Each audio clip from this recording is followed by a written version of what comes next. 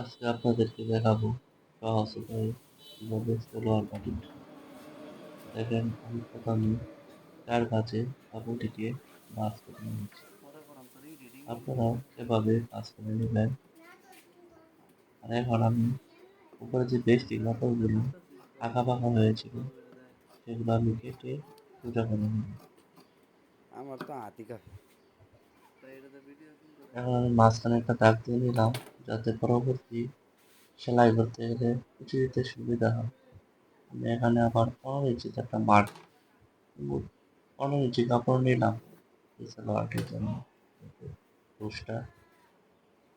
এখন আমি 8.5 ইঞ্চি আরেকটি মার্ক নেব। উপরে আমার আরো 6 ইঞ্চি যুক্ত হবে। পরবর্তী বলতেছি কিভাবে 6 ইঞ্চি যুক্ত হবে। এখন আমি সালোয়ারের পুরো মাপটা 41 ইঞ্চি লম্বা নিলাম। উপরে 6 বাদে নিচে কিন্তু 41 নিলাম।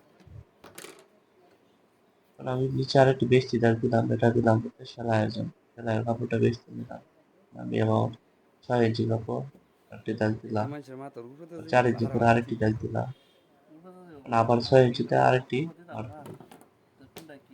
দিলেও তো এখন এরপরে সোজা মনে আরেকটি করবে 6 ইঞ্চি থেকে সোজা নিচে 6 ইঞ্চিতে মার্ক নেব।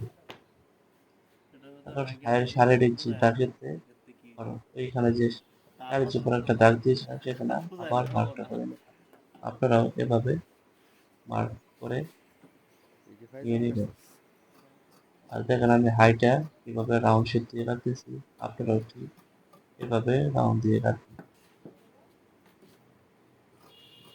আর যদি বুঝতে কোনো সমস্যা হয় তাহলে আমার কমেন্ট বক্স তো আছেই, সেখানে আপনারা কমেন্ট করে আপনাদের প্রয়োজন অনুযায়ী জানতে পারবেন। আশা করি আপনাদের প্রতিটি কমেন্টের উত্তর দিয়ে দেওয়া হবে।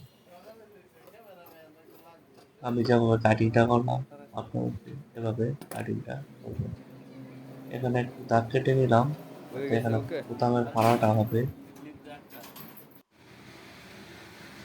এখন আমাদের এই কাপড়টি দিয়ে উপরে যে 6 ইঞ্চি বাদে একটা মার্ক করেছিলাম 6 ইঞ্চি কাপড়টা আমাদের এই কাপড়টি দিয়ে কাটবো।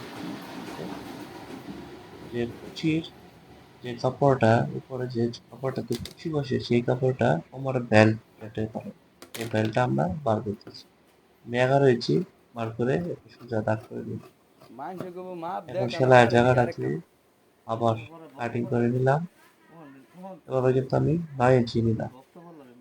9 ইঞ্চি নিলাম। তোর এখানে যেটা 2 ইঞ্চি দেখতেছে আমার রাবার দেখাই দে, যাবে গা, দেখবো খালি। আবার 1/2 ইঞ্চি সেলাই যাবে, তারপর 6 6.5 টিকবে আর কি।